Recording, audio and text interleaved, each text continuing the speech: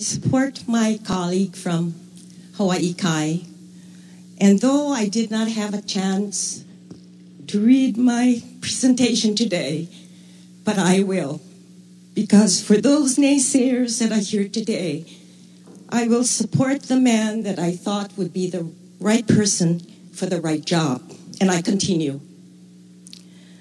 I stand before this body to offer a brief history of 40 years in which I have witnessed for and had direct involvement issues relevant to the Department of Land and Natural Resources. In Mr. Ching's leadership, I see hope and the need for change, so desperately needed by the people of my district and my island. In 1967, I entered into a career in the hotel industry at the Orchid Island Hotel on Banyan Drive. It was the most beautiful boutique hotel built by Californian George Hacker, who was ahead of his time. At that point, no one had heard of the word boutique before in reference to a hotel. He expanded his presence in the east side of Hawaii Island, building a subdivision in Lower Puna called Hawaiian Beaches. With its own private water well, he was able to provide low-cost residential housing for hotel employees and others who took advantage of an opportunity to own a home on fee simple land. He also invested in a small 2-story condominium project on land across from the hotel, now bordered by industrial activity, and offered first option to the employees and then availability to the public. With visitor activity thriving in Hilo, the hotels were close to 100% occupancy most of the time. Having only 100 rooms wasn't enough to sustain the increased visitor volume, and an opportunity became available on adjacent lands now known as Banyan Golf Course. I was part of the team selected to plan and design the extension of the hotel, which included acquiring the golf course. Mr. Hacker had a vision for this property, a Hawaiian cultural park similar to the Polynesian Cultural Center, to enhance the activities of the Merry Monarch Festival and to create a showplace like the Waikiki Shell and a large luau area for Kama'aina, visitors, and our Hawaiian people. We were so proud of this Californian who created jobs and invested in the economy of the island. Going to the DLNR hearings on Oahu, where the bidding began, we were all supporting him. The politics at that time were such that the awards went to someone who knew someone. The land lease was awarded to a person with no history in the visitor industry. It's one of the blights on Banyan Drive you see today. Several years later, another parcel became available, with that lease going to an Oahu investor who built an apartment building, another poor use of prime land. The travel lodge and other business relied upon for additional overflow rooms went on the market, reopening the lease on state land. Again, a former member of the Board of Land and Natural Resources won the bid, and today is one of the troubling lessees, a responsibility falling on the shoulders of the present director and the governor. In February, the Hawaii Board of Land and Natural Resources approved a pair of lease extension for Uncle Billy's Hilo Hotel and the Country Club condominiums. The leases were set to expire on March 14th of this year. The extensions allowed the Banyan Drive leases to remain in effect for 1 more year. After that, the leases will revert to month revocable permits. Longer extensions were not up for consideration because the DLNR is in the midst of assessing whether the lands should be redeveloped. The Country Club is one of the blights, riddled with financial problems, escalating discussions between the leaseholder and the condo association.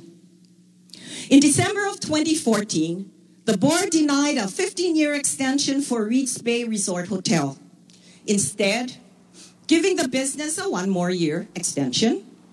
And this is the property I spoke of earlier that was adjacent to the Orchid Island Hotel. So what does this have to do with the nominee, Carlton Ching? I believe he is hope. He brings a new perspective to the department and will have the clear vision and openness needed for this position. He will take control, along with the governor, assessing how to change the management of state leases and the negative climate that looms over the land division. Recently, I was called by another group of constituents in the Kainoilihua industrial area, many on the long-term leases. They have no idea when the DLNR will handle this, though I understand there are on 10 lease options.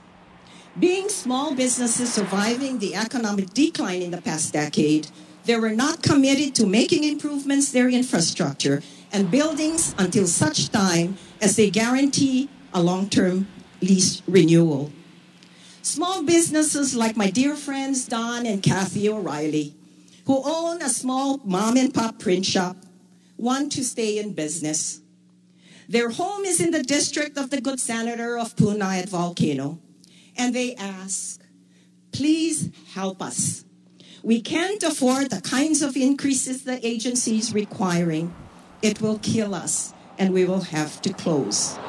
Now remember the date of early 2000. Don also tells me next door to him, the Mauna Kea Infrared Company. This company also is on the lease expiration. They put $300,000 in their improvement. The company builds astronomy equipment for parts for the telescope of Mauna Kea. They were ordered, with the advice from our AGs as well, that they need to put more into the building and you will get another 10-year extension. Don goes to say they were asked to put $100,000 into their mom and pop little business. These are the kind of stories I hear. The lease agreements are still pending for the many in the KIAA Association that I speak of. The relocation of these buildings that were devastated by the 1960 tidal wave. A suit was filed in court of years ago regarding the lease negotiations that were still pending in the leases. And while the DLNR lost, businesses were given only a 10-year window of extension. Who could afford to stay in business? The demand that those folks hire appraisers or go into arbitration, with the state doing the same, is the cruelest thing I have heard. And let me say, the agreement is that you hire a mediator, you hire an appraiser. But the DLNR did not tell them that the state will also hire an appraiser. And I spoke with a company just this morning. The demands that the lessee pays the appraiser fee that the state hired. They hired the most expensive appraiser in this state. The cost to everyone individually is $5,000. So aside from the demand of DLNR, you have an increase in your lease, you have a 10-year extension, and you make improvements. Senator Green. Madam President, may I just respectfully ask for a clarification? Just I wanted to know whether we were in the motion or another...